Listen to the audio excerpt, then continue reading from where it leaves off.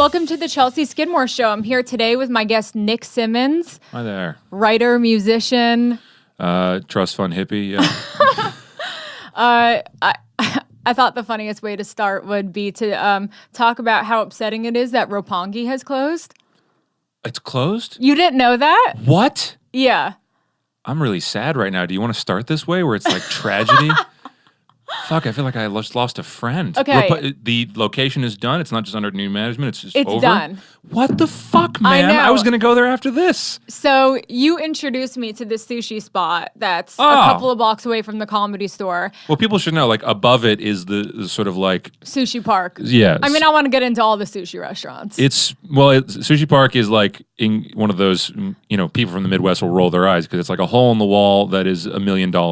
It's incredible. And it's incredible. It is if you're a sushi person, but if you're not a sushi person, you're like, you paid $300 for literally a slab of dead. So Roppongi was for my tourist friends, the happy medium where it was really good, but it was well priced and they had like a happy hour. I always go on the happy hour. It was fucking great. And it was like this cool, and they played Miyazaki movies on the wall, and I'm so sad right now. Yeah, it became like definitely a weekly place for me, close by. Yeah, it's right there. It's great. Hit the happy hour. What? Everyone was nice. It was always packed. What the? Okay, I'm sorry. Yeah, I went there ready to go. My voice is getting shrill. Like. Yeah, and it's closed. It's disappointing. You walk over and you see the sign on the door, "Thank you for 3 years," which tells me that it's just done. What the fuck? Yeah. So they just don't open the doors anymore. I don't know what they're doing there now. That is what closed means. I don't know why I asked that. Yeah, so I'm looking for a new spot. I'm really upset. Any ideas? No, I've been on the, Do you like Wah? Yeah, but it's expensive. The best thing about Roppongi was it was good and it was cheap, and they had a happy hour that was actually like half off everything. It was great. I know. Maybe that's why they closed. You know what? I just went to Wah for the first time, and it reminded me of the interior was like something from like a Jean-Claude Van Damme movie in the 80s. Oh, no, I'm sorry. I keep saying that. I meant to say Steven Seagal. Do you know what I'm talking about? Oh, yeah. Steven Seagal, I have some PTSD with Steven Seagal because I've never interacted with him, but he, as he's gotten older, he does that black hairspray stuff. It's kind of like very similar to what my father does to his head. And when I look at them, I kind of go like, just let it go gray. Like you're 60. No one's going to be weird at you for being gray. I know, my dad, There's a thing about men of a certain age where they're like, no, deny. And I'm just like, you're 60. No one thinks you're not gray. It's okay to just let it be. Anthony Bourdain was gray. Yeah, fucking and Brian he looked May awesome. is gray. He's a rock star. Jimmy Page is gray. Who gives a shit? Yeah. But there's some guys, and I desperately don't want to be that guy soon coming up. Do you have any grays yet? I've got tons of gray. Really? Yeah. You're young. I tone them Late down 20s? every once in a while, but I don't do the tar shit on your head because I don't know. There's something I do this thing where it wears off in like a couple months, like every once in a while when it gets getting your hair dyed. But there's permanent, and then there's like semi-permanent. Hey, I'm going to a thing tomorrow. I have to. I mean, it's the same with girls. Like I dye my it's way worse roots for you darker, guys. and it looks like it's like. I look like I'm balding when it comes in because I have very light hair. That's another problem, yeah. But Dad is super thin, and he just sprays this tar all over his head. And he's very upfront about it. He'll say it in public. He's like, yeah, I use this stuff, and it looks like fucking dandelions. And I'm just like, I want him to go full like Anthony Hopkins or like John Voight. Because like my mother and I are dying. I think he'd look great. He just look like an older man, like a respectable, like, dude, you got the gender, man. You're good. It's okay for you to be gray. No one's gonna be like, oh, you've aged. It's like, yeah, we're men. We're allowed to age. So yeah, just do it. It's fine. So yeah, it's like some guys like women like it. Some people are like, oh, gray. That's so sexy. I'm like, that's so unfair. But yeah, some guys like really lean into that and like love the whole like daddy kind of thing. One of the producers at our old show when we were doing that was. Definitely not old enough to be all gray. And he said, like, yeah, I had a couple stripes, so I just went full in, and he dyed the rest of it instead of the other direction. So there's something romantic to me about that. I always like John Slattery on Mad Men. I don't know. I'm kind of excited. I like it. There. Yeah, it's funny. I hear some guys say I'm so excited to go all gray and get like crocodile boots. Everyone sees Clooney and they're like, fuck yeah. Yeah, it's a good look. Silver Fox, yeah. So I'm into it. I also thought of another funny connection today. Between you and I? Yeah. Besides my cousins? Okay, well, that was it. So mutual friend, your cousin Danielle. Yeah. Do you know technically not, I mean, it's funny because she's technically not my cousin, but she's, okay, so her father has children with my aunt. Okay. But she's not one of those children. It's from a different relationship he had. And your aunt is... And my aunt is... related to your mom. My mom, yeah. Okay. So we treated them all, like all Ted's kids, like our cousins all growing up, because we all grew up together, and, there's like 8 kids, and he had more than one relationship. But it was only later in life that my mother was like, you're not related to Danielle and Candace, right? And I was like, what? And Chelsea. And Chelsea, and yeah. And so Emily and her 2 brothers are the only ones that are related to me, but they're much younger. Yeah. All the grown girls that kind of raised me and like taught me how to talk to girls inadvertently, weirdly, because they were like 13 and I was like 8. And they were like, Nick, don't say that. They give you lessons? Nick, don't say that to a girl. That's not going to be good.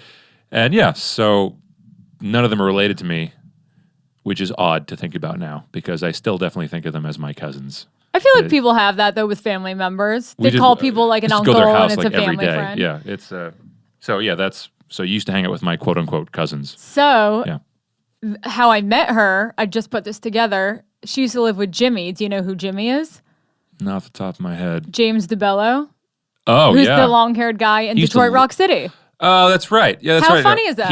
I run into him occasionally, and he did tell me that. That's right. He did. I totally forgot about that. Yeah, I met him out. He's a character. I used to be a party girl in New York. He was also in Cabin Fever. This is his other thing. He was. And we were friends, and I went over to his apartment to hook up with him.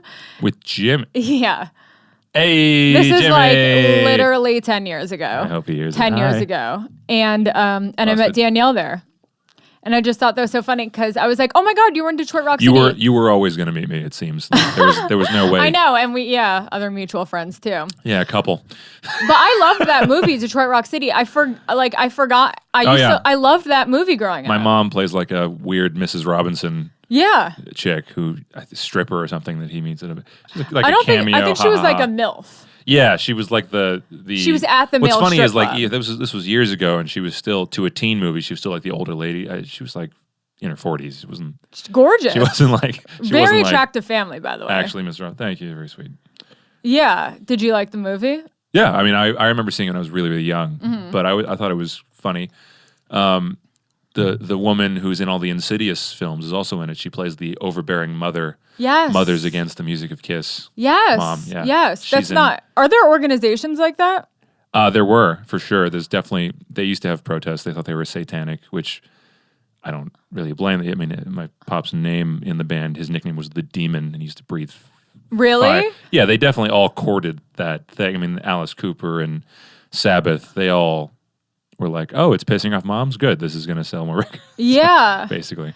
They thought it was cool. They were teenagers. They were like, oh, yeah, dark They were demons. I got to be honest. I don't know much about Well, when Kiss. they're coming up with the idea, they came up in New York. He grew up in New York, but he's from... He's from Israel okay. Initially. His family's Hungarian, but they moved to Israel, and he was born there in Haifa. And then he moved to New York when he was like 10, I think. So he grew up in New York de facto. But yeah. And then he met Paul there, and they were an East Coast group in the beginning. So they kind of have that. It's funny because every once in a while I'll catch him kind of being East Coasty at me. He'll be like, the fuck is this? And he'll do that Brooklyn thing where he'll be like, get the fuck out of here. Get the fuck out. He'll do like a Bill Burr thing. He'll do he's from Boston. Hey, go fuck yourself. Like that. He'll do that. That totally. tone of voice is kind of similar all throughout that part of the world. So he, every once in a while, he'll be like, get out of here. And I'm like, no one talks like that here. You don't pick any of that up? He's got a strange, because he's very adamant about losing his accent when he was young, so he really lost it. He talks like a radio announcer, but he every once in a while he'll say something and I'll go, oh yeah, English isn't your first language. He'll just say something weird. Like he pronounced the words vegetable wrong. Like he goes vegetable. He like adds an extra syllable. And it's just a little, you're like, oh yeah, you're not from here. Interesting. That's funny. Forget that because he's so hyper American. Yeah. All the time. And you were born in Los Angeles and always grew up here? Oh yeah, the hard knock life of Beverly Hills. That's my. Did you go to Beverly Hills High School? No, I went to high school, I went to Wildwood Secondary School with a bunch of other kids of random people. I mean, I grew up with through elementary school into high school, I grew up with the Hefner kids, which is even weirder story because my mother was Playmate of the Year in 86. I think Hef and her were dating at the time. Oh, that's funny. And my parents met on the front lawn of the mansion. So it literally, like, Marston Cooper and I will often kind of like, ha ha ha, like brother from another mother. Yeah. Like funny, kind of creepy. I don't know. Was there like a lot of crazy parties growing up? I mean, at like amazing houses and like just weird kind of. No, it's funny because I was bubbled until college, I think. Really? I think I was pretty, I think I definitely missed the Coke party boat.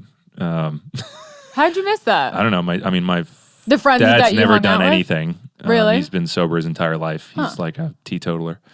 And my mom like got out of her system before I was born. So she's like, she had her fun, and then she's like, yeah, I tried it. It's kind of gross. Now I like wine. Like, that's pretty much her deal. So I wonder if growing up with parents who weren't partying didn't really make you interested in it. Well, also my parents are kind of I don't know, this is a comedy reference, so maybe not everyone's going to get this, but my parents are kind of the like retired weird Hollywood version of like Tom Segura and Christina Pajitsky, where like they don't want to do anything. They don't want to see anybody. They don't want to go anywhere. They want to go home and watch their shows. And they've been like that for as long as I can remember. They're like, hey, when I started becoming a teenager and I was like, oh, there's an after party for the premiere we're going to. And he's like, that's good. I'll see you at home. And like, they don't want to do shit. But I'm sure they've already done, I guess, so much, right? I mean, I'm being on tour and partying. But like, I don't even think I don't remember the last time they did an after party for a show. I mean, usually me and like, like Paul's son, or if we're joining them on tour for fun, which we do sometimes for like, if it's our birthday or something, we'll be like, oh, Dad's on tour for the birthday, so we should go meet him so he doesn't miss our birthday, and then we'll make a thing of it. So we did that for Soaps. We went to Barcelona because he happened to be in Barcelona. It was going to be her birthday. And then, they go home after, like, they're like, I'm tired, get me the fuck out of here. Yeah. And me and, like, Paul's son, Evan, and sometimes Soph will be like, okay, where should we go in the city? Let's create our own little after party. But it's not like, Axel and Slash. Like, Axel still parties his ass off. And I don't remember the last time I heard my dad excited about a social event, ever. But that's cool. He just hates people. Like, he hates groups of people. Like, he doesn't... But you're you're on the pretty opposite. social, You're very social. I feel like you go out and you're in the... I did. I got it out of my system. I'm less so now. I'm almost 30. But in my early, mid-20s, for sure. Everything changes when you're 30. Well, I just did it. Like, I think I got enough. Like, there's a point where it's like, okay, I did that. It's all the same now. It's weird to me, people who go out still in their 30s. Yeah. I don't chase... There's the difference between, like, I'm going to an event because it's my friend's birthday and they'd invited me there, versus like, where's the club, where's the bottles, where like the chasing the dragon.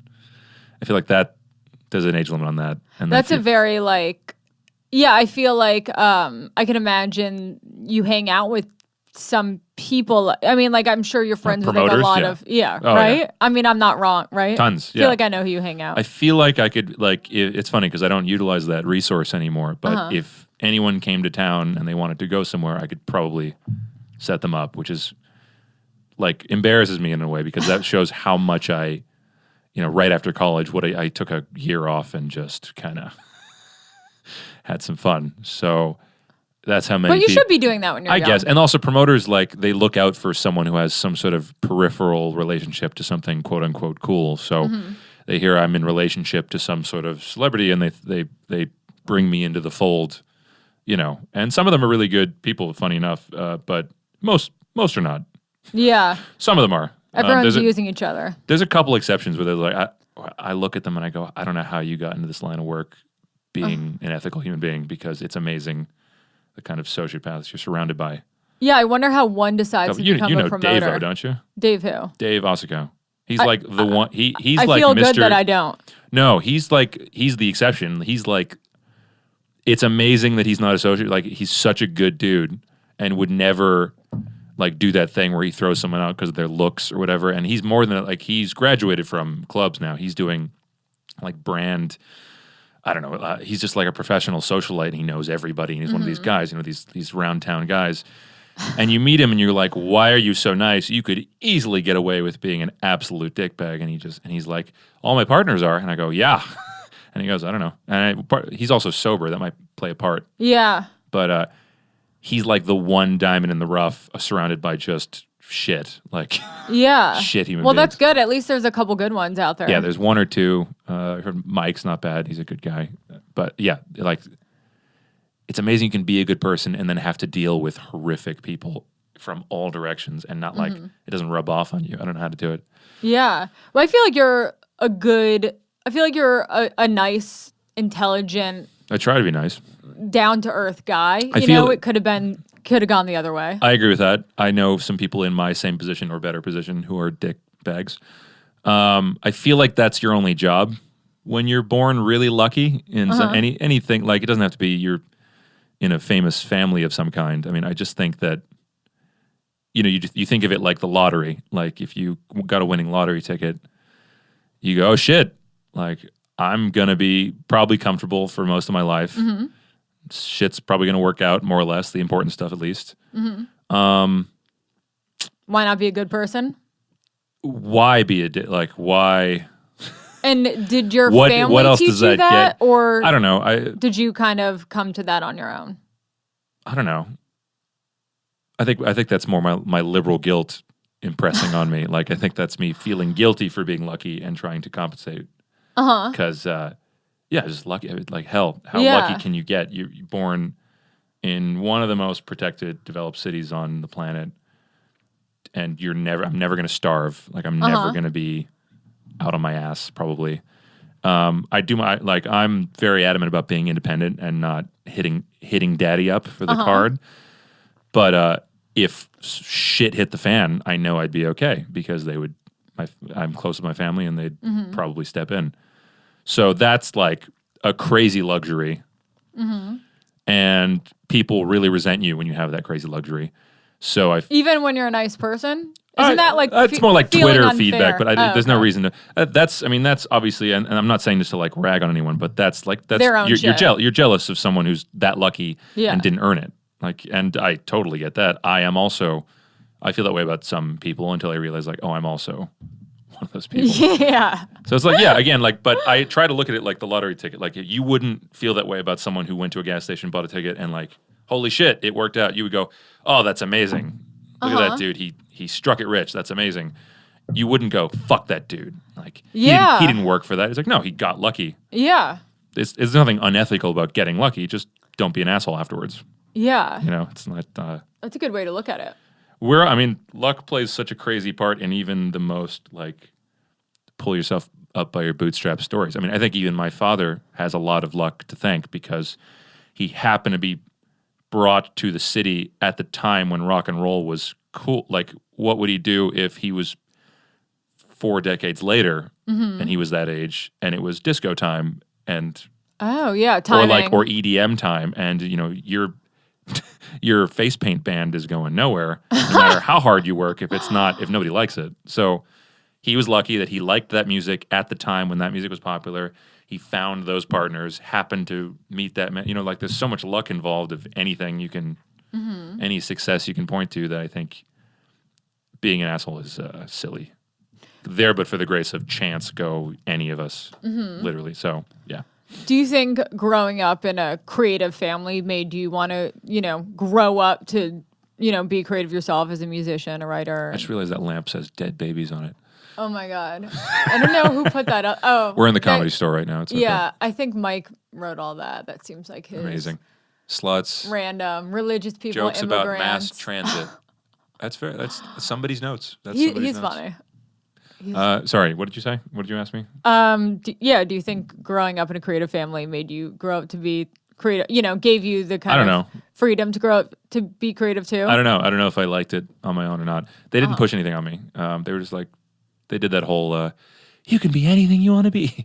So, I eventually I actually got mad at him for not showing me music when I was younger because I was into some shit. Like when I was Like what? 13, 14. Well, I mean, my first album was Backstreet Boys, which I'm not saying is shit. It's fucking awesome. It's great harmonies. I want it that way. I want it that way. That's the funny. first album was like Millennium or something. The first thing I bought with my own money, like a CD, which is funny because my dad's first was the Beatles. But the first CD I bought was The Dope Show. Oh, you're lucky. See, and my mom took it away from me. So I worked backwards. So I started like with whatever was on the radio, which is it was boy bands at the time. And then I was like, oh, there's other stuff. What's this? And then I discovered Manson and the darker side of the force there. I was into Korn. I was into, Love. Like, that was when I was in high school, that was the cool, like it was alt new metal, really dark, pretty fucked up lyrics for like kids to listen to. But, that's what I liked. And then, Linkin Park was coming up and stuff. And then I got a little older and I started working backwards chronologically. Because then I discovered Nirvana, and then I was like, fuck all the rest of that. Now I'm into this. And Nirvana, Soundgarden, Chris Cornell, Temple of the Dog, all that shit. And then I threw out all the rest of the stuff. Then I went backwards from that and I was like, oh, what did they listen to? Zeppelin. And I was like, oh, now I'm Zeppelin. Now I'm just all Zeppelin forever. And then I went backwards from that, discovered like that the Beatles weren't just like She Loves You, Yeah, Yeah, Yeah. I discovered While My Guitar Gently Weeps. And then I was like, oh, so as I got older, I went backwards chronologically from what I liked. I got older. And now I like blues music, which is like pre my parents. So, what are you going to do? But your parents didn't, like when you grew up, they weren't playing music in the house and stuff. I heard they played in the car on the way to school, they played a lot of the oldie station. So that was a certain era of Beatles. Like Beatles and, Simon and Garfunkel and shit like that. So it was like very... I liked it, but it wasn't edgy enough, and I didn't know that the Beatles had then gone on to do edgier stuff. Like it's like I had my own like discovering Sgt. Pepper and Rubber Soul moment where I was like, oh, that's the same band. So I only heard like the and then she kissed me and then stuff like that, the boy band stuff up to a certain age. And then I was like, why didn't you show me this? And they were like, I didn't want to pressure you. I'm like, yeah, pressure me. Bob Dylan is good. Show me Bob Dylan. I love Bob Dylan. Seriously. I've seen him in concert like 6 times. Yeah, I went to the desert trip actually with my mom. Jealous. But you know what's funny? My mom's birthday. a huge fan of him, and so I went to a bunch of different concerts at different ages, and the later concerts I went to, the less you could understand what he was saying. Yeah. It's funny. Pops wrote a song with him really? that he threw That's on a cool. random solo album, which is pissing me off. I think he should have released it with more of a bang. But he has tape recorded the whole session with him. That's where awesome. they're just sitting in his office and he's kind of going back and forth, and you cannot understand a word Nothing. Bob is saying. And by the way, so here's a running thing that my fucking parents do to me.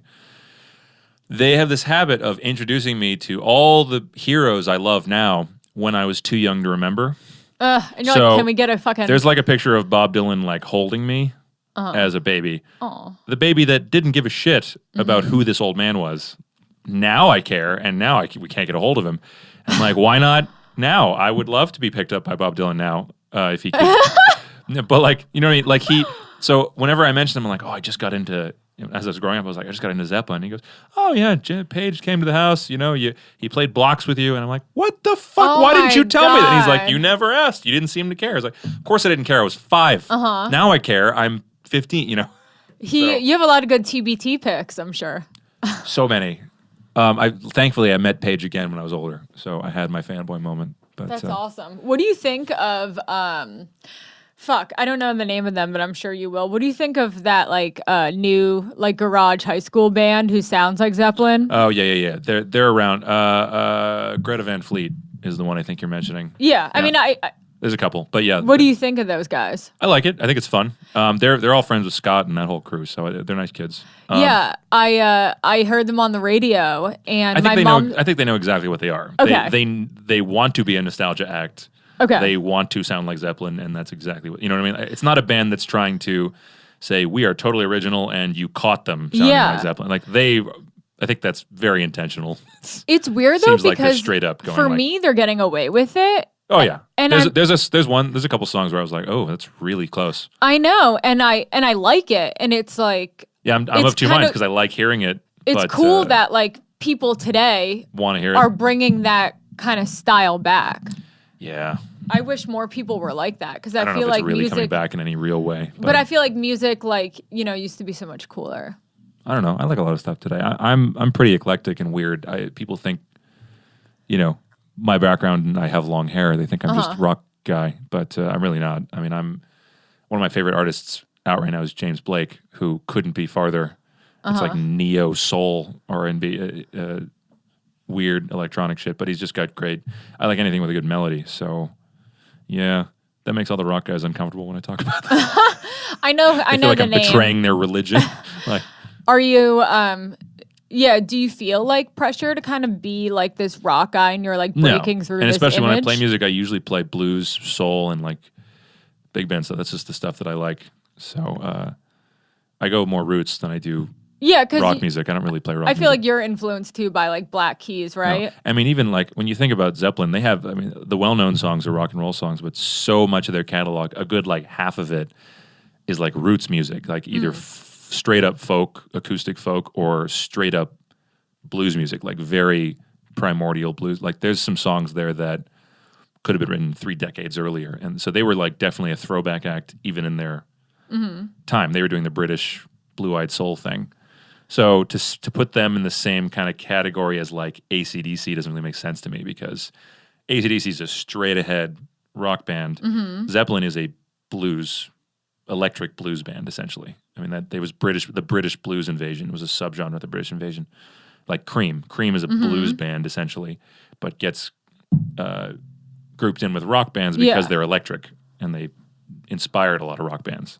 But it's a blues band. I mean, Eric Clapton played blues most of the time. So people forget that, but hey. So you didn't grow up playing any instruments or anything? No, I do. I play guitar and piano. Now, but yeah, you were saying I your took piano parents lessons when I was young, and then I stopped for a while, and I picked it up on my own later, and then guitar lessons when I was a little older than that. So, but I asked for them. I didn't. They weren't like, you have to do this. I wish they did. I wish I'd be better at them. I think if they just took the fuck you, Dad moment and just made me do it, I probably would be grateful now. Yeah, I don't know why. I kind of wish my parents pushed me into stuff too. There's that fine line. You go like, do you want your kid to be totally free, or do you want to make him uncomfortable now so he has awesome skills later? It's like, This is a total joke, but when I first saw Toddlers and Tiaras, I was like, why the fuck did my mom not enter me into shit like that? You know what I mean? You should put that in your act. I know. I think I actually forgot about that until just now, but I had that thought a long time ago. It's true. I want to ask about your world, man. I'm such a comedy nerd. All right. My buddy Eric is actually starting to do open mics around town. Oh, he's yeah? Like, you know, he's in the trenches right now. He's just eating shit all the time. Yeah. But he knows, I mean, he's a comedy fan. So any comedy fan knows that when you hear, you know, Bill or Louie or someone talk about what they had to go through in the beginning, it's like, you know, it's like a decade of just eating dicks. Yeah, that room upstairs, the original room, that's the hardest room in the country. Yeah. I'm sure you've heard that. Yeah. Yeah. And it's also the one you have to do, I guess. There's no way around it other than getting up, you know, over and over and over again and just putting in the, you know, writing and getting on stage is all you can do to get better. There's something analogous to a Dave Grohl quote about being in bands. He was slamming. He actually got in trouble for this, whatever that fucking means, for slamming you know, competition reality shows, and he was like, you know, that's not how you become great. You become great by sucking in your friend's garage for years, and you suck and you suck and you play for hours and you suck for 10 hours and you suck for 10 more hours, and then eventually you're Nirvana, because that's exactly what happened with Nirvana. Like, we sucked for years in our friend's garage, and we had a blast, and we broke instruments, and we played really loud. We were the worst band on the block for years and years and years, and then we weren't. Yeah. Because enough time went by. I didn't know where you were going with that at first, and I started to guess in my head where you're going to go, and all I said at first was, no, you play in your friend's garage. Yeah, exactly. So that's his, I love that quote because... Are people not doing that stuff anymore? Now they're just trying to play it on YouTube? I don't know. I mean, I don't mind the YouTube thing. I kind of mind the competition. America's Got Talent and shit like that. Yeah. The Voice. Even America's Got Talent is better, in my opinion, than like American Idol. I think America's Got Talent is better because America's Got Talent is you never know what the fuck you're going to get, And a lot of these people, based on their talent, you see that, oh, that's someone who has practiced a crazy amount. Like the guy who can balance the fucking safe on his nose. I mean, that takes a lot of work behind the scenes. There are people on American Idol who go, I have a good voice, I'm hot, I want to skip the trenches part. Like, and sometimes it works, and I guess more power to you, you're lucky. But now when people see that, they go, oh, that's the only way. Like, that's how you do it. And then when they get in the trenches, they get depressed that they're in the trenches because they think it's just them. Like, oh, it's because I suck so much that I'm going through this hardship right now. And they have to realize, like, no, all your heroes went through that. Like, that's how you get good, is by sucking for a long time. Yeah. At anything. I think it applies to anything. But Bobby Lee said that him and some people in the beginning had a calendar, and they would make an X every single time they bombed. Yeah. And he said by the time they got to 100, they were all on TV. Yeah. Or like something Isn't like that amazing? But that's the 10,000 hour rule. I mean, it's a cliche, but it's I think it's totally true. Just if you mark down those hours, watch what happens at any activity. Just keep doing it over and over again. Because it doesn't, when you're in the moment, it just seems like it's never, when you're like playing piano, you just can't get it. It just seems like I'll never get it because clearly I'm struggling this much. I'm not going to be a different person tomorrow, but you are going to be a different person tomorrow because you'll have the hours of sucking behind you. Yeah. And you'll be used to it. I don't know. I mean, have you ever seen the early Louis C.K. stuff? Like the very, very early.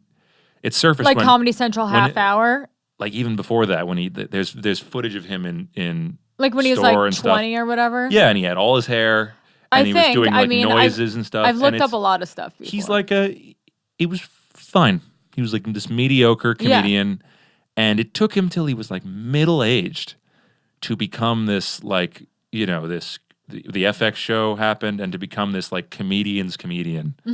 Minus the dick thing. It took Marc Maron like 20-25 years. Oh yeah, like Marc Maron became his best self in the middle of his life, not at the beginning. I mean, he was wearing leather. He jokes about it on his podcast all the time. He was wearing leather pants when he was younger, and he's like, because I thought that like was Earl the guy I was going to be, like, because I was hanging out with the crazy rock and roll legend comedian. I forgot his name. I'm blanking right now. The guy who wears the bandana.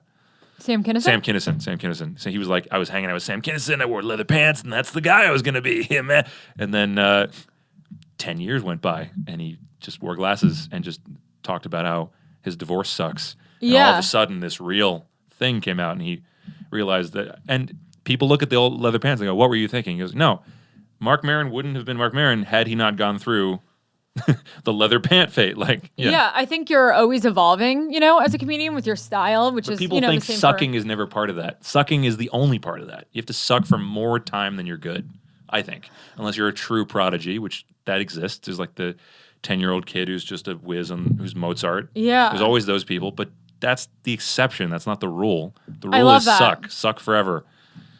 Like, you should enjoy sucking. That's Bill Burr did a bit the other day about how, like, it's the funniest when you're in a room of you're in the Comedy Store and this is me talking like I've ever done stand-up in my life. I will never do it. No, you got the idea. I'm an enthusiast. I'm a nerd, so I listen to all these guys talk. And he talks about how when he and like his contemporaries were in a room, watching your friend bomb is one of the funniest things. Like when him and Patrice used to be like coming up together. Like when he knew like, oh, this is a hell room. This is going to be bad.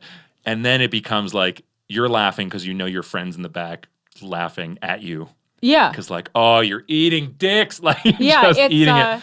And then that trench is not so bad anymore because you're in it together. You're in the trenches together with your friends. Monday night, we have potluck at the Comedy Store. So the employees get to go up every Monday from 8 to 10:30. And we all sit in the back and we watch our friends either kill or bomb. And it's so much fun. And yeah, it's true. Whenever someone's bombing, we're back there just giving them a little encouraging hat, just I do that too. The comic laugh. Dean brought me in once and someone came up before him that didn't do well, but I feel like I'm on the team. Like I want to be on the team. I'm not on the audience's team. I'm on the store's team. Yeah. Because I'm such a fucking comedy nerd. So whenever a joke just doesn't land, but especially when the joke doesn't land because it's quote unquote controversial, because like I see they're going to a dark place, and I hear the audience go, "Oh, Like I hate that energy where it's like, the reason they didn't laugh is because they don't think it's okay. I hate that. Not because it wasn't a good joke. They get tight. It's not like, there's a thing, you don't laugh because it's a bad joke, fair enough. Like, it wasn't funny. But then you hear people go like they stop themselves, and I'll just go, ha! Like just give, and then people will look at me it's a release. Don't you know you can't? I've seen a guy cover his mouth before, and I'm like, no, let out the laugh. Are you tittering like it's Downton Abbey? Like, oh, goodness gracious. Yeah. Yeah, people, that. It's nonsense. people are more sensitive right now than ever. We're in West Hollywood. I mean, Jesus. You couldn't only thing worse would be San Francisco. Yeah, and I see a lot of comics having to save space rooms. Save space. Well, add extra things like this is a joke. You can laugh. Yeah. I don't actually believe in Rogan this. did a whole bit about exactly. it in his last special. He was like, guys, I will lie to you. Yeah. I don't mean any of this. That's what a joke is. And then people slowly can laugh again. But it's true. It doesn't matter if it used to not require that. It used to be a given. It used to be just a given. Like, I see, it's a comedian. Mm-hmm. None of this is real. Mm-hmm. Period. Like, yeah. So you, no matter how real it seems. I mean, there's people like Stanhope who, like, they may actually share those opinions later. But when you're on stage, that's a performance piece. Period. Like, oh my God, the dumbest fucking thing that ever happened. Did you see him last week? No, I hate that you said that because I didn't know he played last week. I'm so depressed. But you've gone a couple other times. I've seen him here before, yeah. With your whole family. So here's a funny bit. So I weaseled my way into one of his shows. I begged, like I talked to someone at the store, and they I guess they had recognized me, and I said, like, hey, can I please come see Doug? I know it's like totally sold out, blah, blah, blah. And they're like, I'll ask his management if they have any like guest whatever for their, like, we give them a few. Yeah. So like I'll ask them if they have any left, whatever. So I get in, I'm like, oh, thank you so much. Like, it's just one. It's just me. I go in alone. And Stanhope does this bit. He prefaces it by like, whenever I come to Hollywood, it's amazing who hits me up for tickets. Like, anyone who's even peripherally related to anyone who was famous 20 fucking years ago will hit me up for tickets. And I'm like, this is about me. and I bet he got a couple others, but I bet it was about me. I bet he was like, the son of who, what wants to come? Who the fuck is that? Like, yeah. So I wasn't sorry. Was that embarrassing? No, I don't give a shit. Yeah. He's a comedian. That's right. Why are you here? Yeah. If you go to a comedy show and roasting you is a deal breaker, don't go to the comedy show. I hate when people come in and they're like, go. oh, I don't want to sit in the front. I don't want to get roasted. It's You're like, gonna.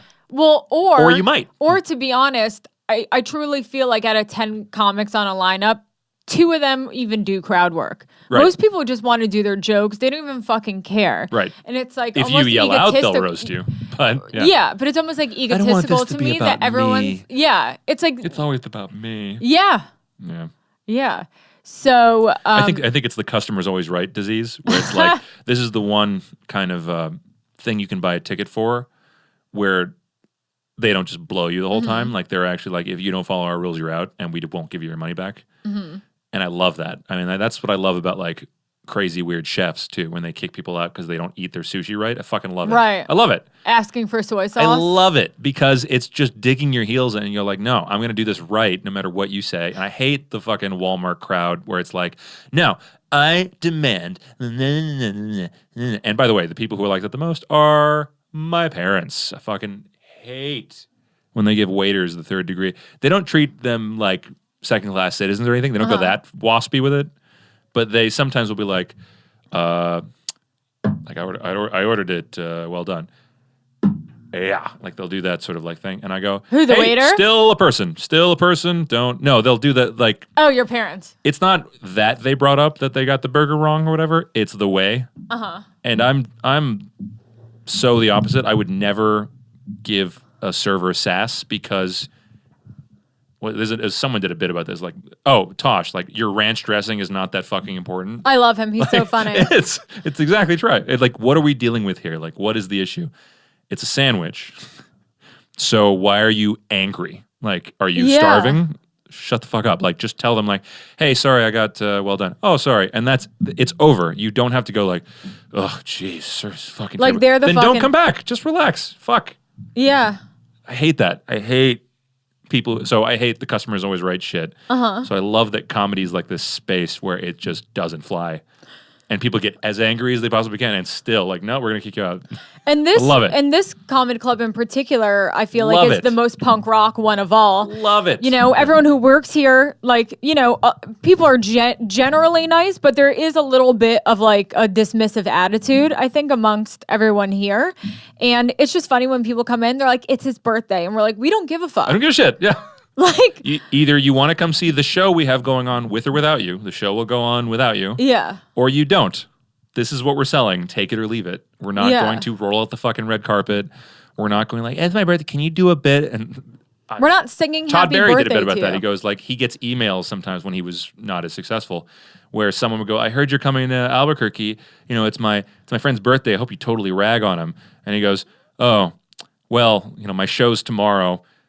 But I will definitely get writing. Like, I'll start writing tonight, like, about someone I don't give a fuck about who celebrates something that absolutely everybody celebrates. Yeah. Like, it's the ego behind that is unreal. You wouldn't ask, like, hey, I'm going to the Stones. Will you sing us happy birthday? He's like, no, I'm doing fucking Satisfaction, motherfucker. Like, what are you talking about? Well, I just thought I'd ask. It's like, no, you either like what I'm selling or you'll go somewhere else. I'm willing to take that hit. And then there's nothing I can do. And then they'll stay. I wish it's that South Park episode where Cartman says nobody come to my amusement park. And I haven't seen that one. Oh, he like somehow buys an amusement park. I don't remember the whole story. But he wants to be the only one there, so there's no line. So he like says he puts commercials on TV where he goes like, it's the best amusement park and nobody can go. And it just shows him riding roller coasters alone, which is totally something I would do. And then he realizes that there's like expenses, so he's like, okay, I'll let a few people in. And then he realizes that it's now so popular and so many people want to go because they're told that they can't. Yeah. It's like It's that whole the hard to get thing. Right. Some psychology behind that. And then a bunch of other businesses, like it shows like Burger King telling people to get the fuck out because they know it works and they're going to get more customers that way. That's funny. It's great. I fucking love it. Dig your heels in. So let's talk about the reality show. Okay. How old were you when that happened? I think I was definitely in high school, so I think I was 15 or 16. I think it went till I was like 23-ish. Okay, so that's a while. Picture all of your awkward fashion years broadcast to the world. There are scenes in there. I stopped watching it after like the first one. I just couldn't watch it. But beads and fucking scarves. Oh my god! I thought I was Lenny Kravitz. Oh, I thought it was the White Hendrix. I fucking loved accoutrement. Mm-hmm. That's funny. I used to jingle when I ran, and I would get made fun of for it. I had like a Mr. T level, like but beads instead of gold. Like I had beads and hippie, whatever I found, I would put on my neck or arm. But that's like at that age, you should be free to experiment, but it sucks when it's broadcasted to America. Oh, frozen forever in time. And you know, they say world. that TV waves are going to go into space forever, and like if any aliens ever contact us, they'll see TV. So it's stored in the iCloud. So maybe there's a real world possibility, no matter how small, that the first thing an extraterrestrial sees is me wearing beads and, I don't know, love it. Do you still talking to my father on a couch facing a camera? That might be the first thing. Yeah, was that awkward like in the beginning and then you just got used to it? You know what's funny is I felt awkward before it, and I think it gave me a little bit of social currency because we were in Hollywood and it was a bunch of, Hollywood kids around me. So I think it did a lot of good. I mean, hell, all of my financial independence is because of that show. So I when people are like, oh, do you regret it? I'm like, absolutely not. It got me through college and a house. Like, yeah, I am independent because of that show. Definitely. So, yeah, no, I don't regret it. Was it awkward? Yeah, definitely. Because it's funny that in the beginning, they don't know you yet. The producers and the on-set producers want to fake a lot of stuff because that's honestly how a lot of these shows are done. Yeah. Is if it's a good one, they won't have any script. They'll just kind of have a vague outline of what they want to happen, and they'll tell you what needs to happen, and you get there on your own. So it's kind of like situational improv there. Yeah. So that's the fakest it got with us. I've heard other shows literally have scripts sometimes where it's just straight up forgery. I'm sure the Kardashians have a script. Possible, yeah, because people think they just film for 24 hours. It's like the amount of tape and the amount of money that would cost would be insane. So they need to get what they need to get. But my mom and I especially hated faking shit. We just thought it was really annoying and hated it, and it felt wrong. So we got them to trust us after the first season and say, hey, listen, we will, if you're going to fake something, just don't tell me. So, for example, like there was one episode where my car got towed. They didn't tell me they did it. So I was doing what I was doing that day, and they said, can we film you from this time to this time? And I said, sure. And they knew that I would discover that my car was towed. So they got me really freaking out about my car being towed. And did you not... I told them I'm okay with being surprised. After we cut, you can tell me that I'm fine. But did you? And I had sometimes you have a suspicion. Mind? Sometimes you have a suspicion like this might be them, but it might not be them. And then so it's a bit like David Fincher's The Game movie where it's like there's people pranking you. But I enjoyed that more because it felt, I don't know. It's like, all right, I'll do that instead of I'm not an actor. Like I don't want to. Yeah. My dad doesn't give a shit. He's like, yeah, just tell me what to do. Mm-hmm. He's like, I got to be somewhere. Just tell me. And then after like third or fourth season, we got really comfortable with them, and they knew our rapport so well and what they needed to get. And they realized that actually our audience didn't really give a shit if we weren't doing anything that day. We thought it would get canceled immediately because none of us were on heroin. How many seasons? 7, 8. There's 7. There's an extra long one at the end, so 8 in terms of number of episodes. My shorts. But yeah, well. So by the time they trusted us, we got really good at telling them like, hey, I'm planning on doing this weekend. Do you want to film it? And they go like, that sounds great. Let's film that. So by the middle of the run, the only thing we faked were these things called pickup shots, where they would fly on the wall for most of the stuff we were already doing. We had stuff going on, an event we went to or a date or something, and everybody who knew us knew we were on it, so it wasn't weird. I mean, it was weird, but it was a given. The only thing we faked were these pickup shots where they go, okay, we have all this footage of you doing this. We just need you to establish that's what you're doing today. So they would film us just declaring it. Like, right. Oh, okay, we're done today. Hey, can you just give us a really quick bite of like, hey, we should go here today so that it makes sense? And so I would say by season 3 or 4, that's what you're seeing is true fly-on-the-wall stuff with a couple pickup shots thrown in for context. First season, you're probably seeing a lot of fakery, and it goes in that order kind of thing. And then later, like, people did not believe some of the stuff that was totally unexpected, like my father discovering he had siblings in Israel that he didn't know. Like, my mom tracked them down, and they thought, like, oh, the show did this. It's like, that was my mother, and we didn't tell him, and we put him in a room with them, and he said, hi, I'm your brother. And, like, yeah. Full brother? Yeah. Half brother, half his father's side. His father had a different marriage. Oh my god!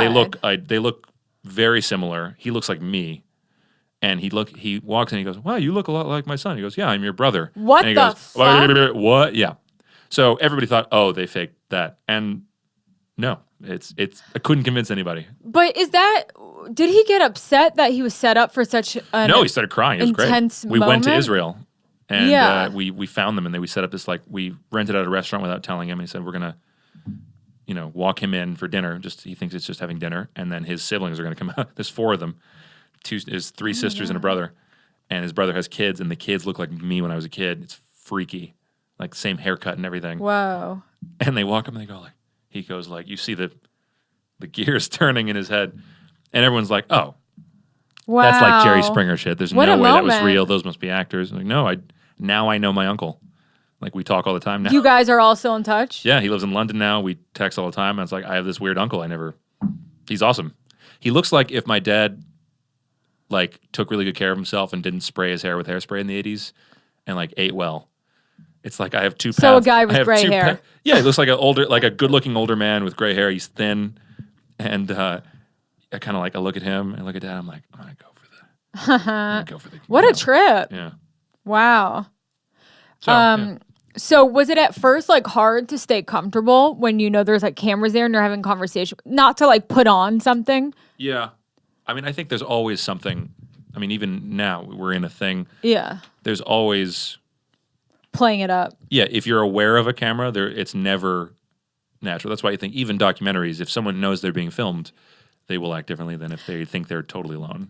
That's why I never understand how on intervention they don't know they're on intervention. I think it's a lot of those guys are so strung out. Like I know. drugs are it's a hell of a drug. Like that. Heroin's a hell of a drug. So when the show came out, they tell them like we're doing a documentary on heroin? Yeah. And he's like, okay. So when the show came out, I feel like that was pretty early on in terms of reality shows. Yeah, we were like, I call us like the second wave. Was Osbourne's first. Yeah. They kind of set the stage, and because they were a success, then a lot more greenlit. Our show came about because of two separate things. One was we did MTV Cribs when I was a little kid.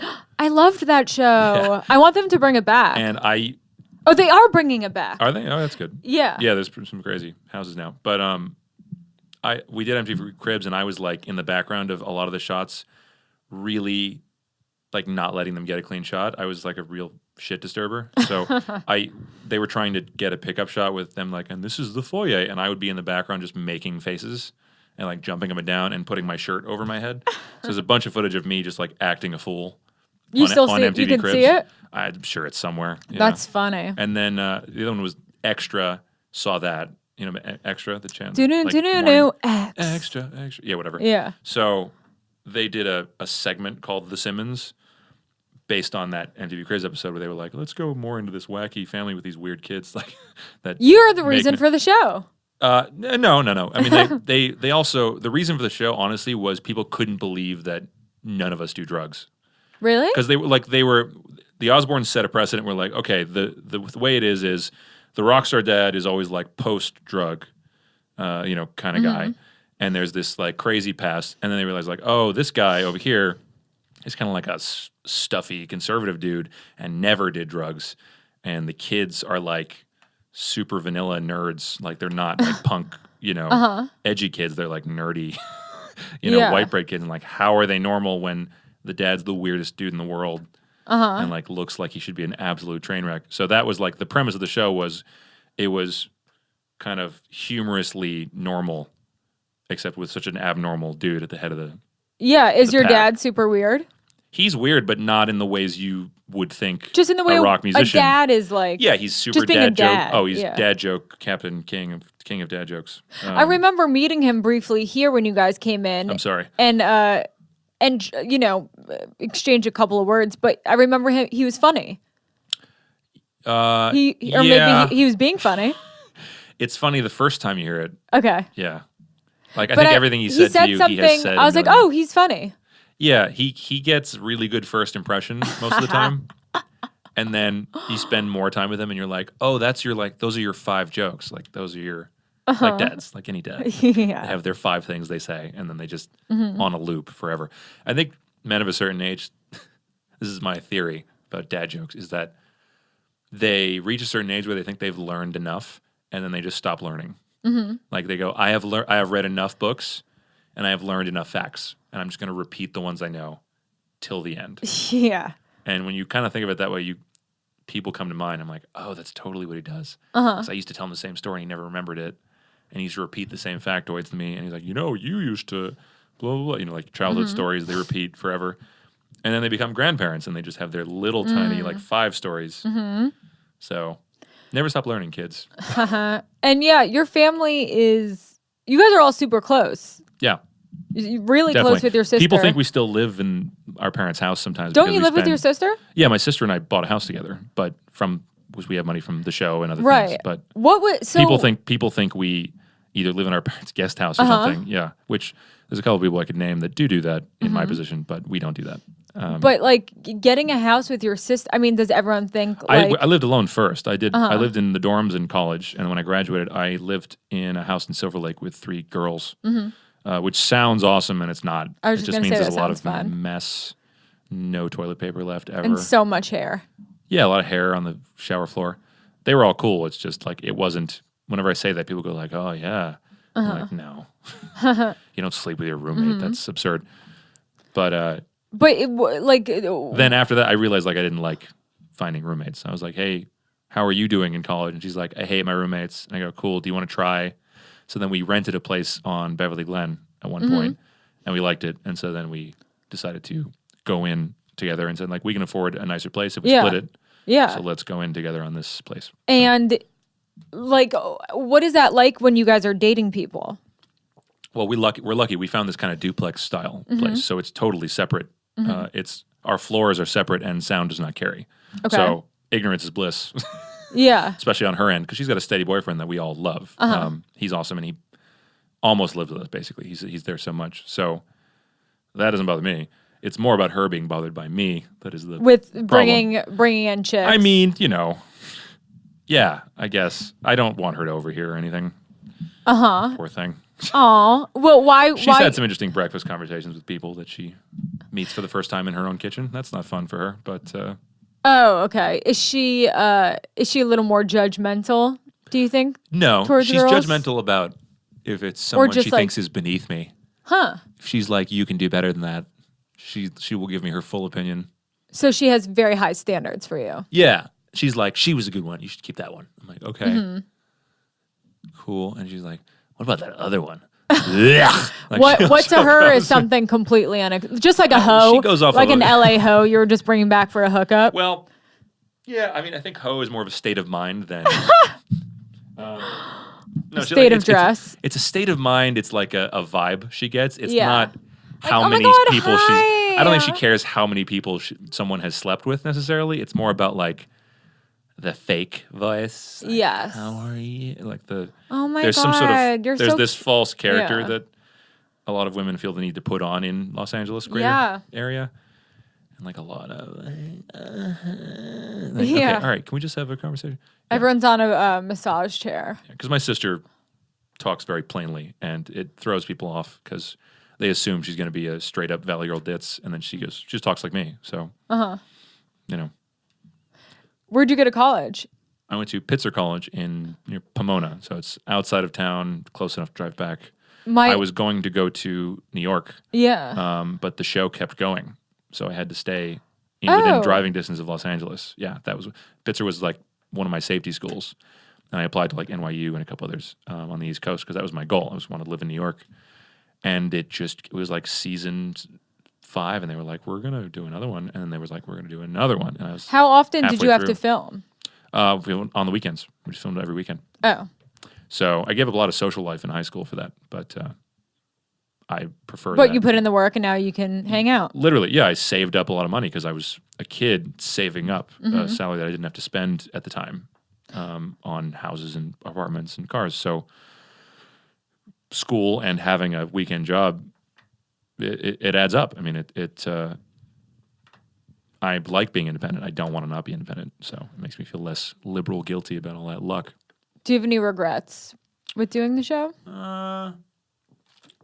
Mostly my fashion choices. Literally. I mean, I know that sounds like a joke, but man, some of those screenshots are rough. But maybe it was like during that time. Joey Ramone on acid. Like, really, really rough. Is that what could have been in style during that time? Nope. No, I was no. I wonder if I have a photo. I was wacky even for my school, like which was full of hippies. Those thin scarves. Oh no, I had Hare Krishna scarves, tons of them, like wrapped everywhere. God. And I had a scarf tied around my knee. No. Like Hendrix, a bandana tied around my knee. And I had cowboy boots and Except yours wasn't bell-bottoms. soaked in acid. Bell bottoms. Yeah, that's true. Bell bottoms, cowboy boots, straight up, not Chelsea, cowboy boots underneath. I had a poncho and rainbow colored toe socks in high school. But I was smoking a lot of weed. Yeah, but you're like a tall, hot girl. I feel like you're going to get a pass. I'm 5'7". Oh. But thank you. You seem tall. Everyone says that. Yeah. I have long arms. You're a lanky Look person. how long my arms are. Yeah. How tall are you? You're 6'8". 6'8".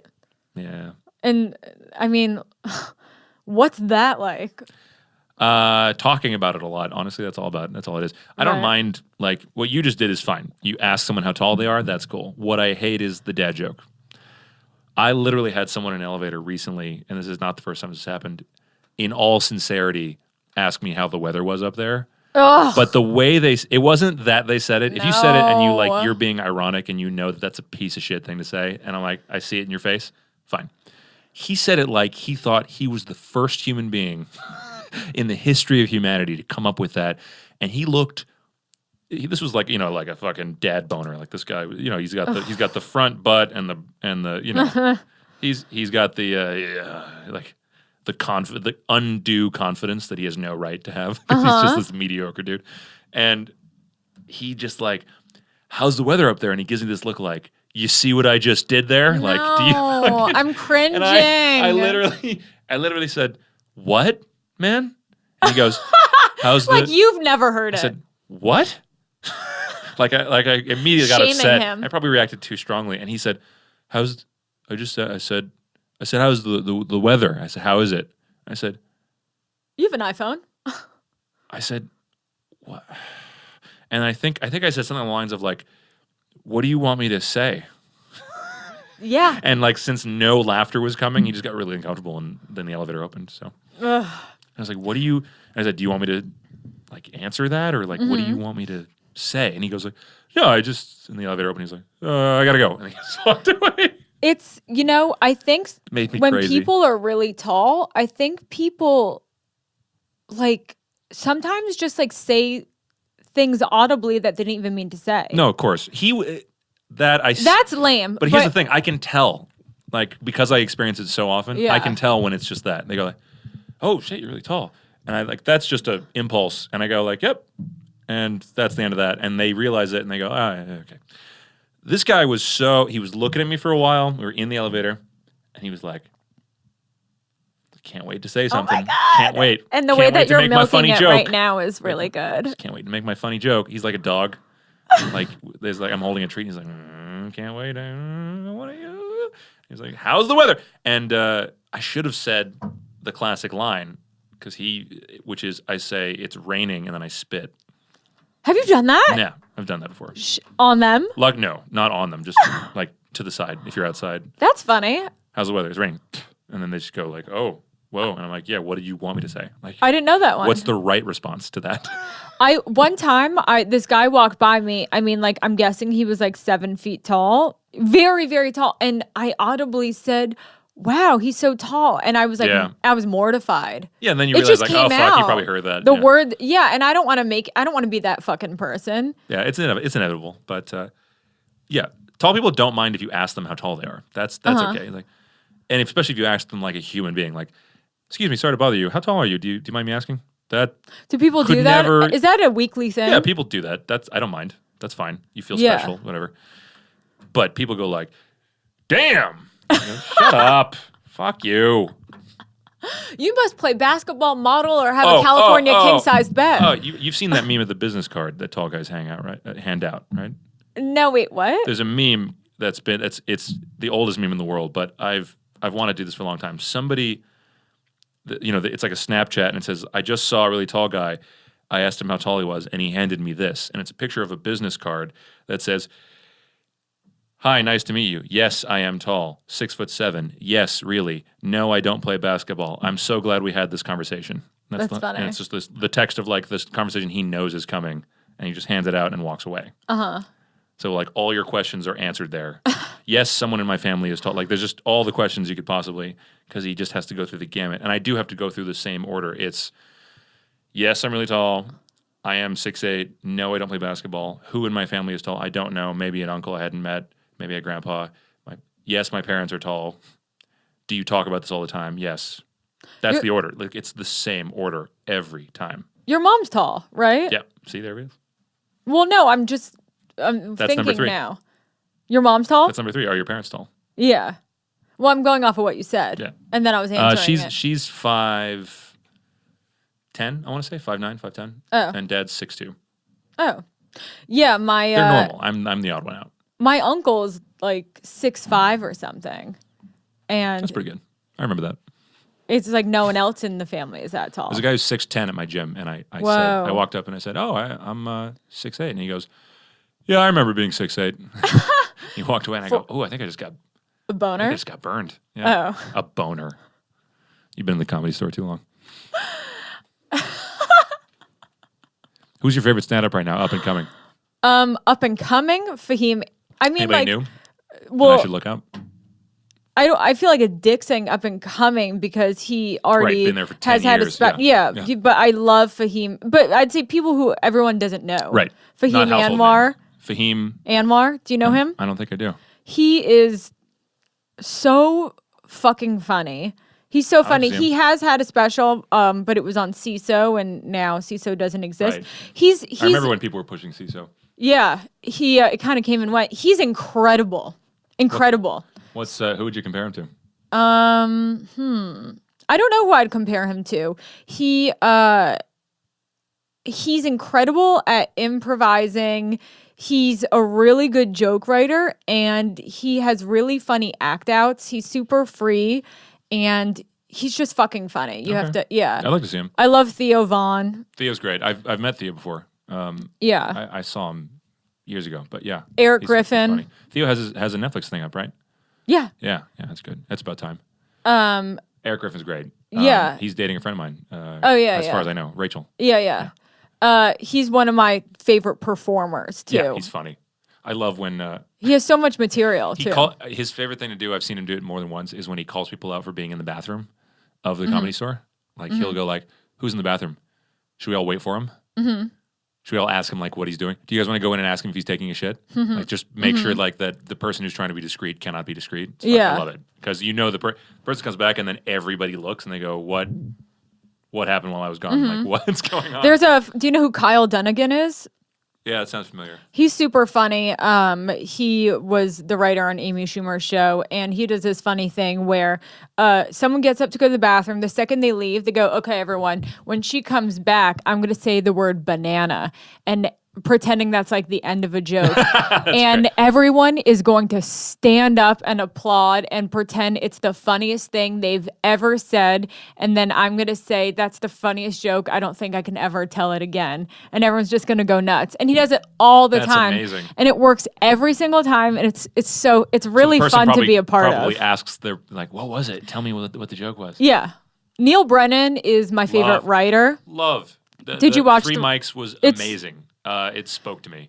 Me too. Spoke to me. Like I've never. Usually, I get really meh about when comedians try to take it serious for a second. Like they do like a serious ending. Yeah. To their special, and I'm like, no, just be funny. Like it's okay. You can be serious and funny at the same time. Like you can tackle a topic. He's the only one I've ever seen really pull it off. Like I gave a shit. I gave a shit about the serious monologues about his personal story.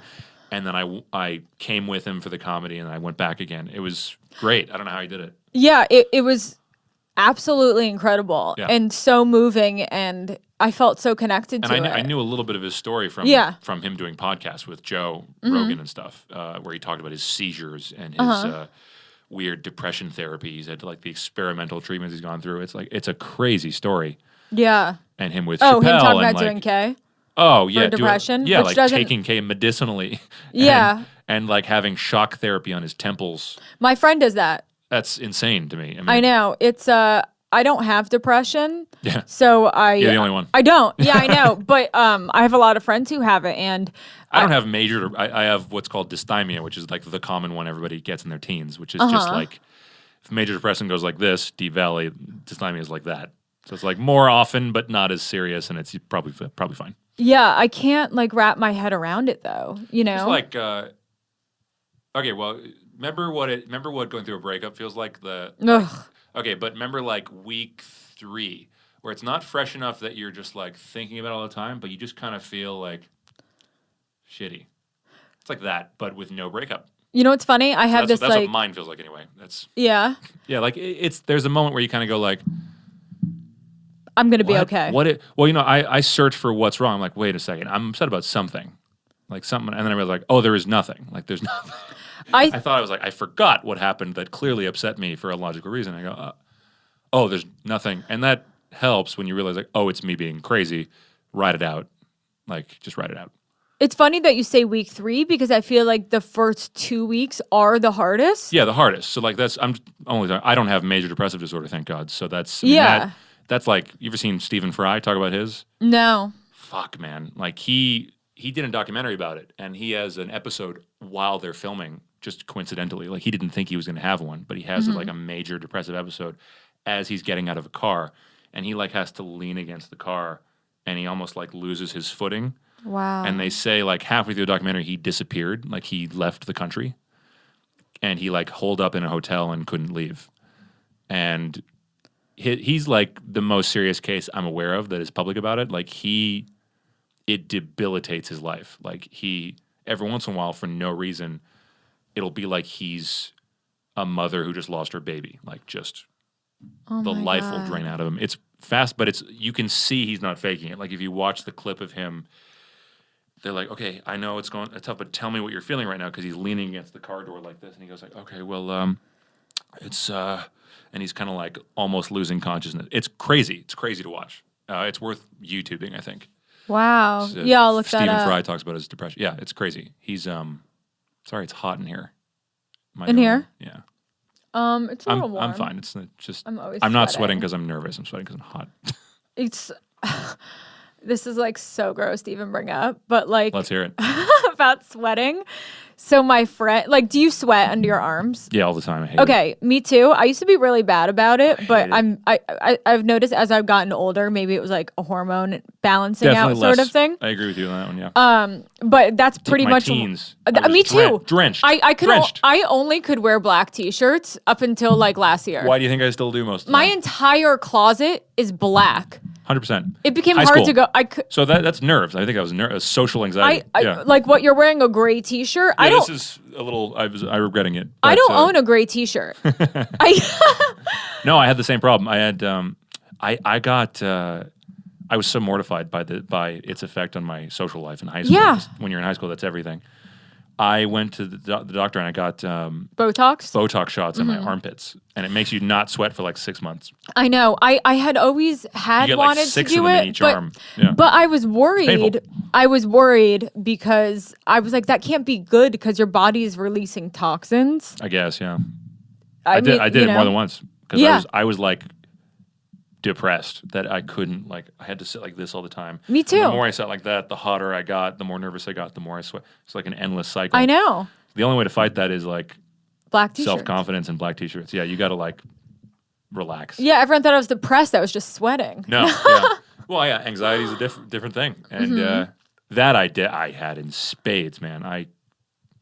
I taught like, you know how I'm a social guy now. I mean, that it was a learned behavior for sure. I did not know how to talk to people. I think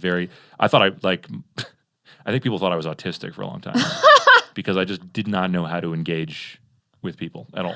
I still feel, I think everyone has a little bit of, well, you can be on the spectrum, like you can be a 1 on the 10. Well, not that, a little bit of like a, self-awareness socially. Yeah, just kind of feeling. Everyone feels awkward sometimes, but there's this what point where did you do to overcome that?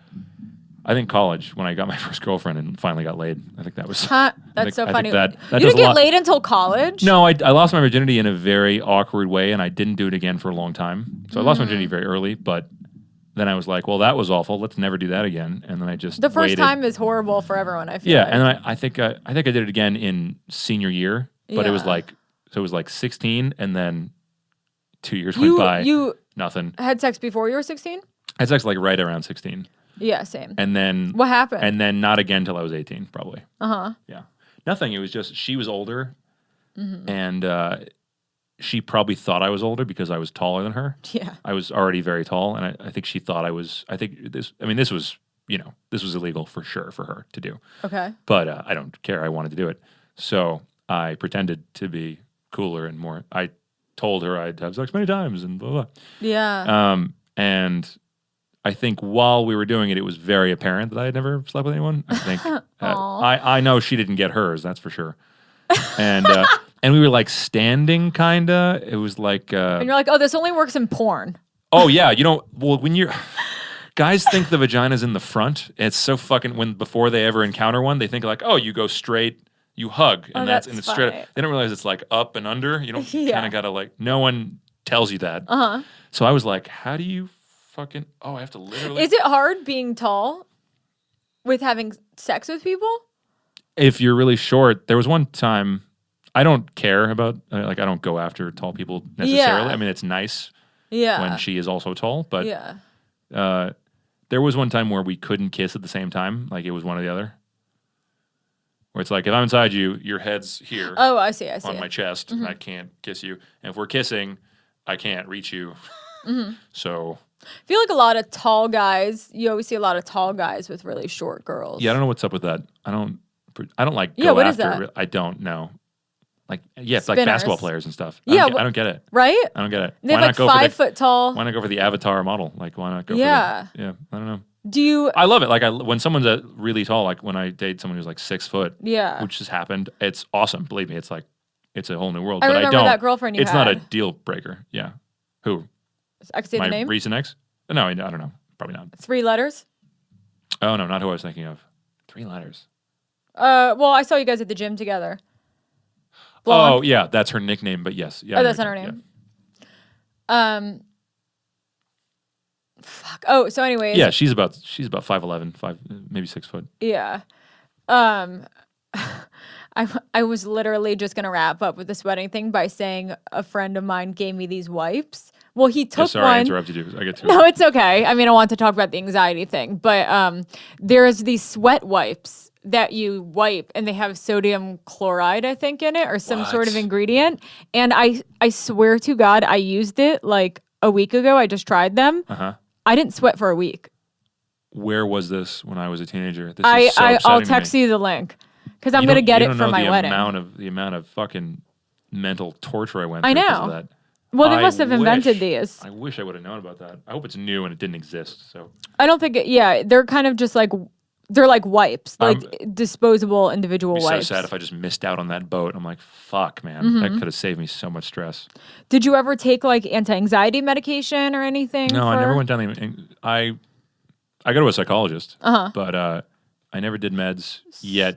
She said I could if I wanted to. She said like you've got something going on, so you can. I think you're eligible. But she says, but you can also handle this with cognitive behavioral therapy. It's not unmanageable. And I said, okay, let's try that for a while. Anything you're working out in therapy you feel like bringing up? No, I think actually that whole liberal guilt thing is one of the main things. It's like I feel like a bad person for being lucky sometimes. And I think people... Did someone make you feel that way in particular? No, I think I just, also Jewish family, guilt kind of runs in the family. Yeah. But, like it's you see all the shit that goes on Earth and even in your immediate thing. And there's all sorts of talk about white privilege going on around there. So it's just piling on to guilt I already felt about being economically privileged. Like I'm safe. Just that level of safety is a crazy luxury, and finding ways to, we're all 4 of us are very charitable in our own ways. My sister has her own charity in Vancouver that she started. I work with this thing called Mending Kids, but a lot of that is to alleviate guilt. I mean, like I want to help people, but I feel like if I don't do that, I'm a bad person. And the psychologist she kind of just goes like, you're not, you're just a person. Yeah. It's okay. You can just live. Yeah. So, that's, if I had to pick my big issue, it's feeling sort of fraudulent in thinking I'm a good person when I'm so lucky.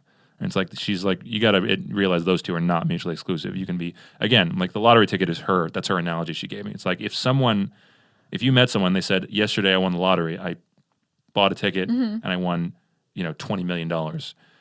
Would you think that person is a bad person for enjoying No, I'd be so money? happy for them. They'd be like, oh, I bought a new car, I bought a new house, I'm so happy now, I feel safe, I moved to a better neighborhood. You'd be like, that's awesome. Or I'm jealous, I wish I was that, like that's awesome. But you wouldn't be jealous in a malicious way, right? You wouldn't, there's no like, hating that person doesn't really make sense.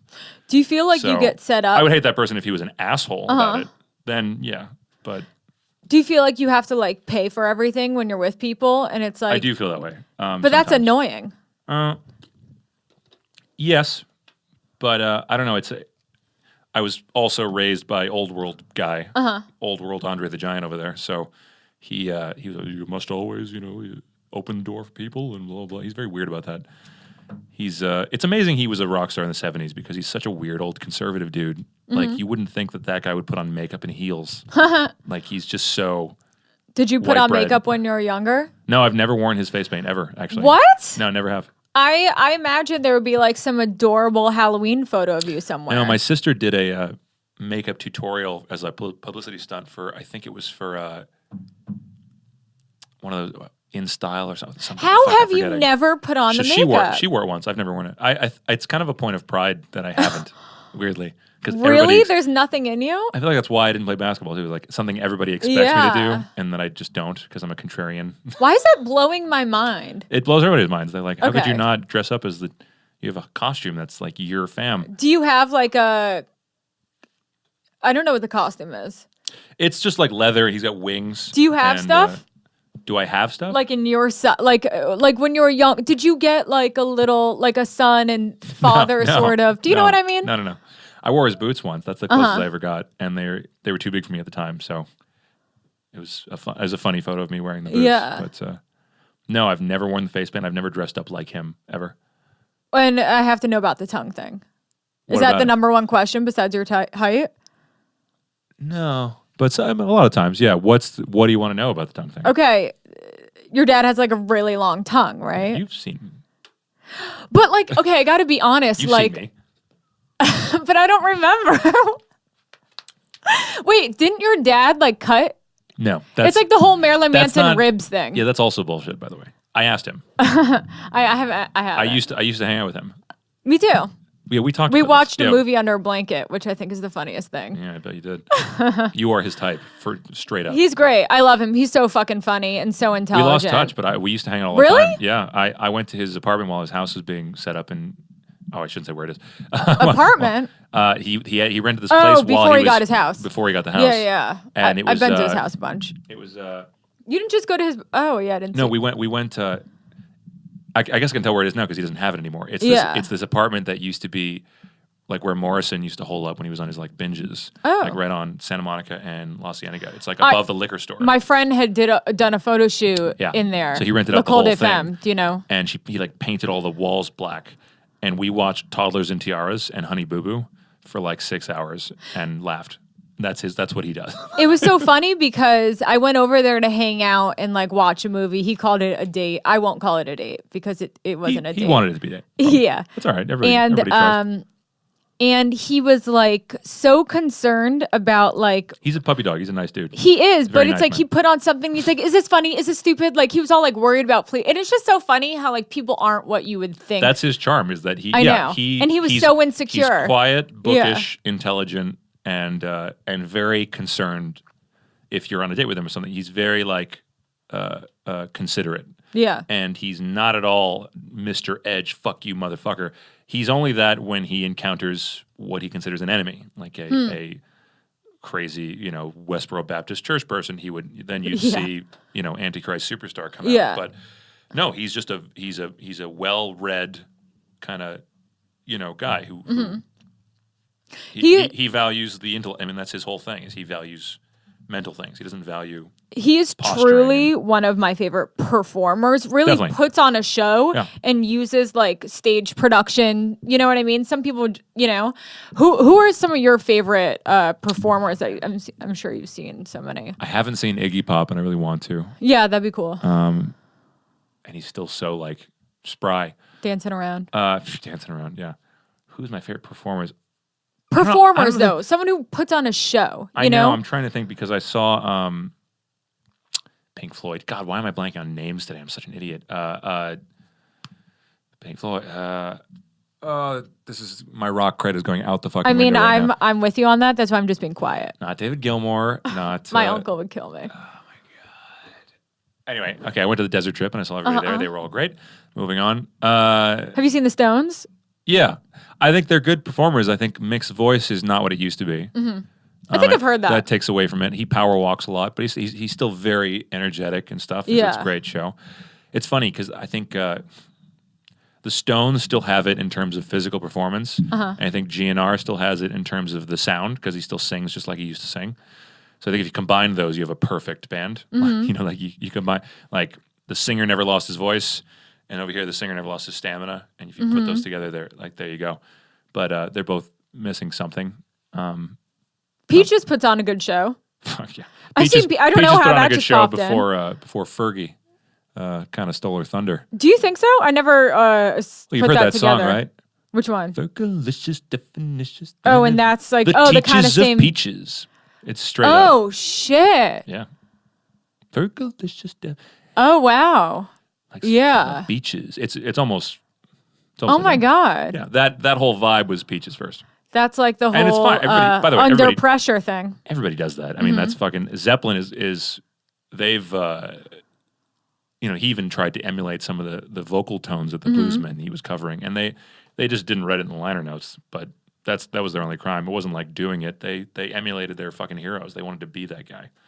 So I think it's pretty clear when someone does something like that because they love someone, or when they're trying to like rip someone. There's like malicious intent where they're like, I can make some cash if I take that guy's shit. Or it's like, I worship you. I want to be you. Oh shit, I have to be myself. I forgot. Like, accidentally, I was part of you along the way. I whenever people give Zeppelin shit for that, I'm always like, I feel like they just worshipped those blues guys because they also like played with them and talked about them incessantly, like Howlin' Wolf and Sonny Boy Williamson and Robert Johnson. I mean, that's all they talked about. And he was like, oh, when Sonny Boy plays that lick, right? Oh, it's so fucking great. Like when I met Jimmy, he even said like, oh yeah, I used to love Sonny Boy. I went to his grave. It was amazing. He's a fanboy. Like he's not trying to pull a fast one. He's just a fanboy. So, wait, what about the tongue thing? Yeah, how did we get there from that tongue thing? So the cutting, the myth that he cut the bottom of his tongue to make it longer. So he just has a really long tongue. Yeah, and it's not even as long as you think it is. Okay. It's just the way he points it. And do you? Yeah, it's. Let me see. It's you can do it too.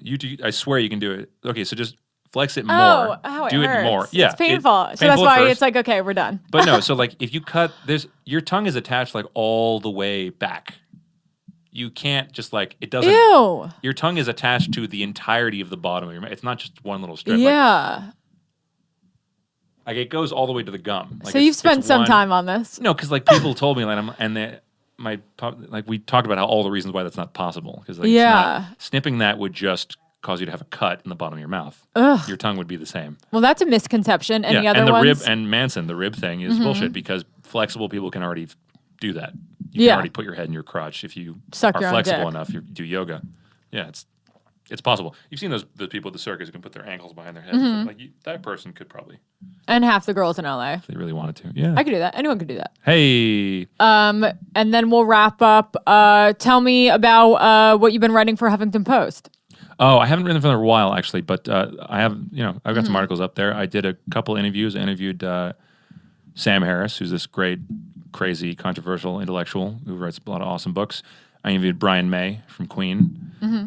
Brian May, incidentally, the coolest person alive because he's a rock star and an astrophysicist who has a comet named after him. Wow. He works with NASA sometimes. Like he's Dr. Brian May. He's released an astronomy book. He like collaborates. He's a physicist. It's crazy. Wow, that's interesting. He's a crazy genius. So I interviewed him. I interviewed Joe Manganiello, who's a good friend. He's going to be in the new Batman movies, I guess. He's going to be one of the villains. Who else? So I clicked on your thing, on your page, on your name, and it showed your articles. The hottest man. What was that's that? Brock. That's Brock. You don't know Brock? Brock is Brock was the one of the title of that? My interview with the most handsome man on the internet. It's this guy named Brock who he was one of the first Instagram celebs. And he may have been the one who popularized the man bun look with the beard. Like he may be almost singularly responsible for that because he went viral at a certain point when Instagram was first starting up. I think before even Facebook bought it. And he he's got like millions and millions of people who it's not just like numbers on a screen. Like he does meet and greets and like they show up. Yeah. And he looks like he's my height, built like a brick shithouse. He looks like, what Fabio dreams he looks like. Like he's got hair down to his, his giant pecs. He looks like Tarzan on steroids. And he's the nicest dude in the world. And I just kept going to the gym and he was always there. Yeah. And he was the only other guy in the room that was my height. And I did. Oh, is that the guy? Yeah. What's that? Is that the guy who said? No. He's my height. The other guy's taller than me. But he wasn't, he looks like a lion or something. He's just, when he walks in the room, he's one of those people where you have to look at him. He's insane looking. There's no way he could sneak around. So I was fascinated by him because he's a very noticeable person. And we started talking because tall people always talk to each other when we find each other in a room. It's kind of like a weird seer club. And nicest dude in the world. Like when you see him, you think like that guy's a dickbag. He's super handsome. He like dresses like, he's got like this baggy stuff. He's got this long flowing hair and this beard, this trimmed beard. He's got millions of followers. Like, this guy's a dick. And then you meet him, and he's like the fucking Dalai Lama. Like, he's a sweet, never hurt a fly. He helps old ladies with their groceries. Like, he's like an Ubermensch, this guy. So I was like, I see why millions of people follow you, and I wanted to pick his brain. And I also wanted to ask him for, like, fitness tips. Yeah. Did he teach you any? Yeah, he taught me a few things. Basically, there's no secret. Just stop fucking eating. Really? Yeah. I know, it's all diet, work out every day and stop eating so much. Literally. Did you have a bar mitzvah? No. That's the girl one. It's bar mitzvah. Oh, bar mitzvah. Sorry. I heard you say supermensch. No, I don't know. Ubermensch is German, actually. That's a Nietzsche term. That's like way opposite. That's yeah. Ubermensch is what the Nazis were going for. Well, I know the word Uber. Uber is super and mensch is man. Superman. But I thought mensch is like a Yiddish. Ubermensch was a concept in Nietzschean philosophy that there was a potential human being in the future that would surpass all of our values and become sort of more than human intellectually. So he was like, he would be beyond good and evil. He would be beyond society. He wouldn't need social structures to control him. He would be self-contained. So it's like the Nazis took that to mean like, oh, so not Jewish. Got it. And then they just they misinterpreted that whole fucking book. But yeah. Ooh. It's like the perfect ideal human being later in life when we evolve more, etc. And is there anything that, you want to work on creatively in the future or? Plugs? Mendingkids.org is the charity we work with a lot. So go there. They're awesome because it's not like a organization you throw money at and then you kind of like cross your fingers and hope that it goes somewhere. Like they specialize in flying in kids from developing countries that can't afford very preventable like surgical operations that they need. Like, it's like hair lip or like a deformity or some sort of growth. Yeah. And we have the stuff to easily fix it here. So doctors donate their time and they just fix them up. And they train local doctors to do the same. So there's kids who suffer from stuff that is just easily preventable here. So they just like connect. Yeah. There's the connectors between the people who can solve it and the kids that need it. So you can, when you donate money to them, they show you which kid got your money and like what he had and what he solved, and you can meet them when they come here. So it's like it's way better for me because I know exactly what happened when I fucking gave them money. It's nice because like I feel like we always every day you hear a story about a charity that's not really a charity. It's actually a business, and they kind of rip people off, and they like 0.2 cents go to the kids, and then the rest is profit. And yeah, so this company is legit as far as we've seen. We've done events for them and stuff, and yeah. What else? Should I plug anything? Where can we find you on social media? Nick T. Simmons on Twitter and Instagram. I don't really read a lot of the Twitter responses, but you can follow me if you want. And fuck, there is something I should plug, and I'm forgetting it. There's music coming, but it won't be under my name, so it'll be hard to find. Okay. I'm hiding. So. Well, we'll look for that. Yeah. And I did hear, some of your music. Very talented. What did you hear? When we were in your car, you played something. Oh, good. Okay. All right. Yeah. There's like some videos of me jamming from the show back in the day, I think, somewhere, but it's not really representative of. I was really impressed. Thanks. People forget that the show's not now. Like it's funny because when people meet me, they go like, "Oh, I heard you jamming the other day," and I go like, "That was 7 years ago." Really? You used to do shows at Sayers, right? Yeah, that's jam sessions. Those are like we do blues covers and just for fun. And I do. Here I can plug Delilah. I help musical direct with the H Wood Group at this place called Delilah in Hollywood. So if you're in the Hollywood area, you want to come see some jazz, make a reservation at Delilah on Santa Monica Boulevard. Just Google it. I haven't been there yet, but I heard it's cute, right? We run a this awesome jazz. I mean, we got some awesome people. I mean, hell, it's Bieber's favorite spot. He keeps coming back. Mm-hmm. What night is that? So I guess that means it's cool. It's Sunday night. Every Sunday night at Delilah by the H Wood Group. So if you're in LA, come to Delilah on Sunday night, like after 10. And call for reservations. Reservations only. Okay, But it's super fun. It's like 50s Coconut Grove, Frank Sinatra, Sammy Davis shit. I'm craving that. Burlesque dancers, no photos allowed. It's very like hush hush. Love it. It's a lot of fun. So awesome. And sometimes I jump and sing. So very fun. Okay, cool. Thank you so much, Nick, for coming out. Thank you guys for listening. Rate, review, and subscribe on iTunes. And I will talk to you next time. Bye.